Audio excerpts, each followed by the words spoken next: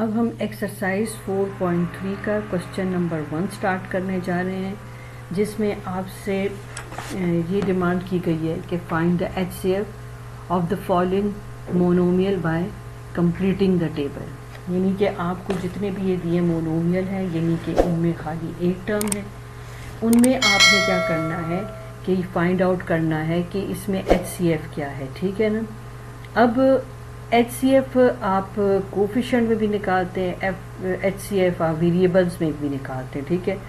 तो अब ये मेरे पास है 16p³ और 9p² आप 16 के फैक्टर बना लेंगे, इसी तरह आप 9 के भी फैक्टर बना लेंगे, जैसे 3 × 3।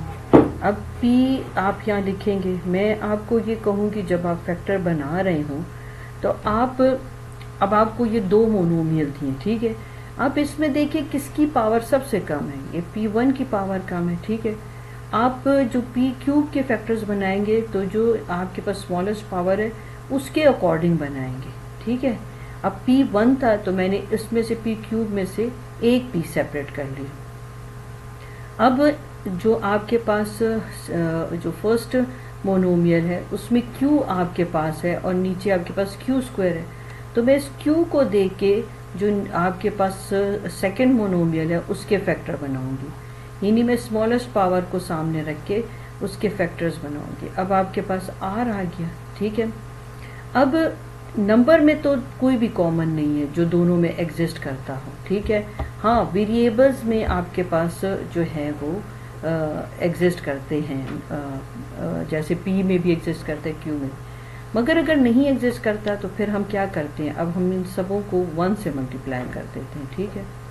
तो इसका मतलब है कि अगर कुछ भी कॉमन नहीं है तो हमारे पास यहाँ पर नंबर में 1 कॉमन है।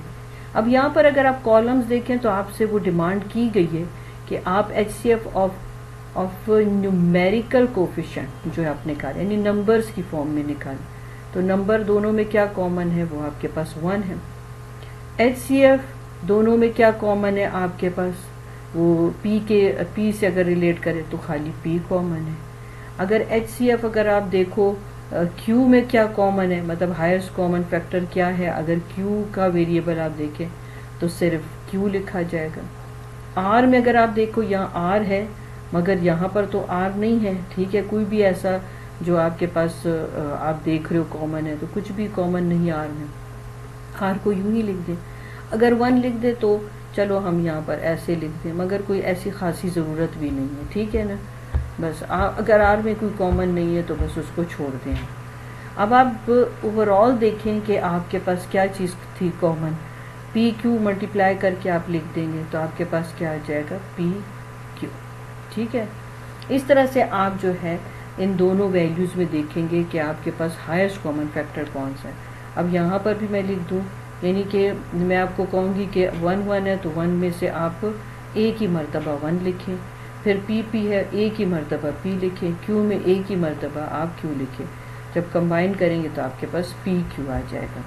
यहाँ से हम ये हटा देते हैं एक 1, दोनों 1 में से हमने एक ही मरतबा 1 लिखना होता है। ठीक है क्या। यहाँ पर आपका ये पार्ट हो गया। अब सेकेंड पार्ट स्टार्ट करें। एक्सरसाइज 4.3 का क्वेश्चन 1 का b और c पार्ट कर रहे हैं, जिसमें हमने मोनोमियल के HCF जो थे वो फाइंड आउट करने थे। ठीक है। अब आप देखिए ये आपके पास 10, 5 और 15 से रिलेटेड 3 वे मोनोमियल्स अब यहाँ लिखे गए हैं। ठीक है। अब हम इसमें क्या करते हैं, हम फाइंड आउट करते हैं कि क्या जो नंबर में है, यानी कि कोफिशिएंट में क्या चीज़ हमारी तीनों में एग्जिस्ट करती है, क्या नंबर तीनों में एग्जिस्ट करता है।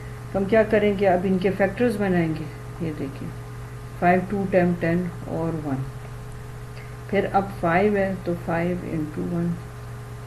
फिर आपके पास 15 आ जाएगा तो 5 × 3 15 हो जाएगा। 5 3 टाइम्स 15 और 7 1 आप लिख सकते हैं। ठीक है। अब मैंने आपको क्या कहा था, अब p/q p² तीनों में एग्जिस्ट करता है। ठीक है। अब p² को तो आप ऐसे ही लिख देंगे। ठीक है। क्योंकि इसमें जो हाईएस्ट पावर है वो 3 है, तो क्योंकि मैंने आपको कहा था कि आपने जो स्मॉलेस्ट पावर है उसको जो है अपने ज़हन में रखना है और उसके अकॉर्डिंगली आपने जो बड़ी पावर है उसके फैक्टर्स करने हैं आपने। ठीक है। तो P3 बड़ी है, हमने उसको किसके बराबर किया, जो आपके पास छोटी पावर थी P²। अब आपके पास Q² है, ठीक है। मतलब मैं यहाँ पर बार बार लिखूँ P और उसमें से मैं सेपरेट कर दूँ, उससे बेहतर ये कि अगर आप इस तरह से कर लो तो आपके लिए ज़रा आसान हो जाएगा। अब आपके पास Q² है, Q और Q है, ठीक है। अब Q और Q को तो मैं ऐसे ही लिख लूँगी, ठीक हो गया। मगर आपके पास जो Q² है उसके मैं फैक्टर बना लूँगी। अब R और R है, ठीक है ना, और R² है, तो अब मैं R को ऐसे ही लिख लूँगी, जबकि मैं R² के फैक्टर जो स्मॉलेस्ट पावर है उसके अकॉर्डिंगली बना लूँगी, ठीक है। अब मैं इसमें से वो वैल्यू सेपरेट करूँगी जो तीनों में एग्जिस्ट करती है। अब देखिए 5 भी तीनों में एग्जिस्ट करता है, ठीक है। इस तरह 1 भी तीनों में एग्जिस्ट करता है, ठीक है। अब P² भी तीनों में एग्जिस्ट करता है, सही है। Q भी तीनों में एग्जिस्ट करता है और R भी तीनों में एग्जिस्ट करता है, ठीक है। अब जब हम HCF लिखेंगे तो हम क्या करेंगे, 5 × 1 P² Q और R, ठीक है। 1 किसी से मल्टीप्लाई हो भी तो भी आपके पास वही वैल्यू आ जाती। तो जब आप कंबाइन लिखेंगे 5 P² Q और R, ठीक है। अब यहाँ पे फिल करते हैं। नंबर में इसका कोफिशिएंट क्या था, 5 × 1, तो मैं 5 ही लिख लेती हूँ, ठीक है। HCF ऑफ P क्या था, P²। Q में क्या था, Q, और HCF और R क्या मिला था, R। जब कंबाइन करके लिखेंगे तो 5 P² Q और R, ठीक हो गया। अब हम नेक्स्ट इसका पार्ट कर लेते हैं। अब हम एक्सरसाइज 4.3 के क्वेश्चन 1 का C पार्ट कर रहे हैं, ठीक है। अब देखिए आपके पास यहाँ 4 पॉलिनोमियल्स गिवन है। अब पहले तो हम इसमें नंबर्स के जो है फैक्टर्स बनाते हैं, ठीक है। अब 14 के क्या फैक्टर होंगे, 7 × 2। 28 के क्या फैक्टर होंगे, 7 × 2 × 2। 7 यूँ ही रहेगा। 1 लिखना है तो लिख ले, नहीं लिखना तो कोई फ़र्क इससे पड़ता नहीं। 7 × 3, ठीक है। अब हमने क्या करना है, अब हमारे पास P आ गया। अब आपके पास 4 जो पॉलिनोमियल्स हैं, 4 जो आपके पास ये जो मोनोमियल्स दिए हुए हैं, ठीक हो गया। इसमें आप देखो जो सबसे स्मॉलेस्ट पावर है 2 है, तो इसका मतलब है P3 और P4 के हमने फैक्टर्स बना लिए, ठीक है। तो P2 ऐसे ही लिखा जाएगा, P2 भी ऐसे ही लिखा जाएगा। P3 के फैक्टर बन जाएंगे P2 × P, और इसी तरह P4 के भी फैक्टर बन जाएंगे P2 × P2। अब Q भी हमारे पास, जो हमारे पास 4 मोनोमियल दिए उसमें Q आपके पास चारों मोनोमियल्स में एग्जिस्ट करता है, ठीक है। मगर जो स्मॉलेस्ट पावर है वो आपके पास Q1 है। अब Q1 को यूं ही रहने देंगे, फैक्टर्स किसके बनाएंगे, Q2 के। तो आपके पास Q2 के फैक्टर बन गए। अब R भी आपके पास 4 वैल्यूज़ में गिवन है, तो अब आप किसके फैक्टर बनाएंगे, आप R2 को यूं ही लिखे रहने देंगे, आप R4 के फैक्टर बना देंगे, ठीक है। और यहाँ भी आप R4 के फैक्टर्स बना देंगे, क्योंकि मल्टीप्लिकेशन में पावर ऐड हो जाती, इसलिए हमने R2 जो है कि फॉर्म में सेपरेट कर दिया। अब आप देखें कि आपके पास नंबर में कौन सी वैल्यू एग्जिस्ट करती है, 7 4 मोनोमियल्स में एग्जिस्ट करता है, ठीक है। P² जो है वो भी इस सब पॉलिनोमियल्स में एग्जिस्ट करता है। Q भी सब में एग्जिस्ट करता है। R² भी सब में एग्जिस्ट करता है, ठीक है।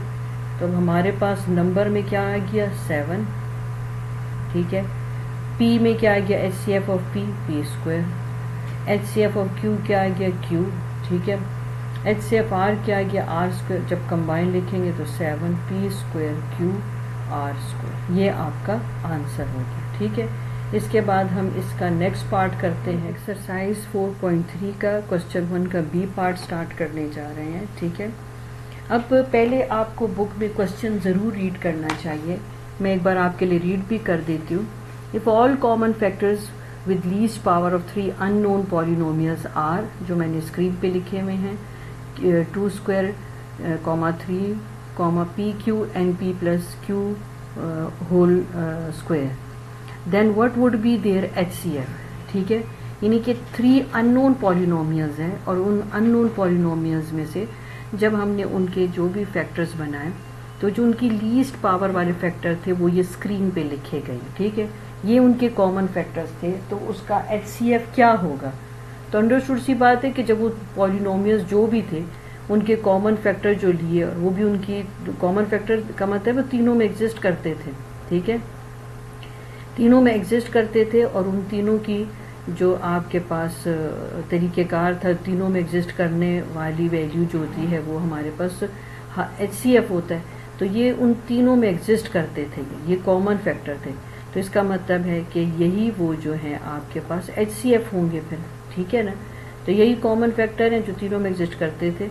अगर हम इन तीनों को कंबाइन करके लिख दें तो यही आपके पास HCF हो जाता है, ठीक है। हाँ, ये आप इसको ज़रा सॉल्व करके लिख लें, ठीक हो गया। PQ, ये आपके पास फॉर्मूला आता है P² + 2PQ + Q², ठीक है। 3 4 × 12 आ गया, PQ आपके पास आ गया। अब आपके पास P², चाहें तो आप ये ब्रैकेट खोल लें, ठीक है।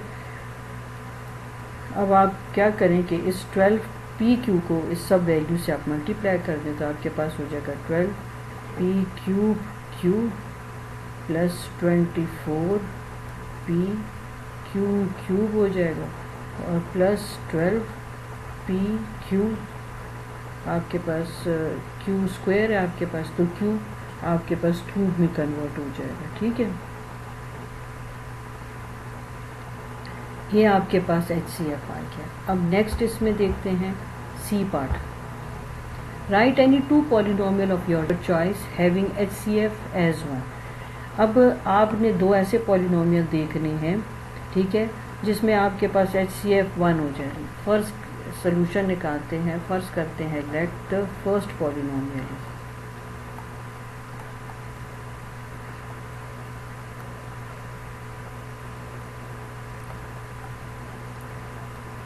आप कुछ भी ले लें, AB × 1। सेकेंड पॉलिनोमियल आप ले लें,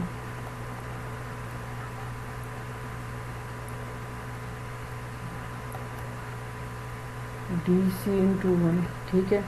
तो अब इसमें क्या कॉमन है, मुझे तो 1 ही कॉमन दिख रहा है, तो जो कॉमन है वो आपके पास HCF है, ठीक हो गया। अब इसका नेक्स्ट पार्ट देख लेते हैं, D पार्ट। D पार्ट में क्या कह रहा है, the only common factor of 2 polynomial, यानी कि आपके पास सोल्यूशन में सपोज एक पॉलिनोमियल आपके पास A है और दूसरा पॉलिनोमियल B है, दोनों में एक कॉमन फैक्टर m-n है, ठीक है, ये दोनों में कॉमन हो गया। And the only uncommon factor is m² + n²। अब m² जो है एक में है और दूसरे में नहीं है, ठीक है। Can you gas the unknown polynomial. हाँ जी, तो आपके पास जो आपके पास कॉमन तो आपको पता चल गया, ठीक है। तो वो जो अननोन पॉलिनोमियल है वो ये है आपके पास। तो आप आंसर लिख सकते हैं कि the unknown polynomial m² + n², ठीक हो गया। ये आपके पास पॉलिनोमियल और एक पॉलिनोमियल आपके पास ये आ जाता है, ठीक है। ये वो अननोन पॉलिनोमियल है, ठीक हो गया। ये भी आपके पास आ गया और दूसरा अननोन पॉलिनोमियल ही आ गया। इसमें अब नेक्स्ट क्वेश्चन देख लेते हैं। Can you guess HCF of 2 polynomial. ये 2 पॉलिनोमियल हैं, ठीक है। सोल्यूशन कर लेते हैं। एक पॉलिनोमियल आपके पास x³ + 5x + 1 है और दूसरा पॉलिनोमियल आपके पास क्या है, x³ + 5x + 1। कॉमन सेंस की बात है, दोनों पॉलिनोमियल में क्या कॉमन है, दोनों तो सेम ही हैं। तो हमारे पास HCF क्या हो जाएगा, x³ + 5x + 1, ठीक हो गया। यहाँ पर आपका ये पोर्शन जो है E तक जो है एंड अप हो गया।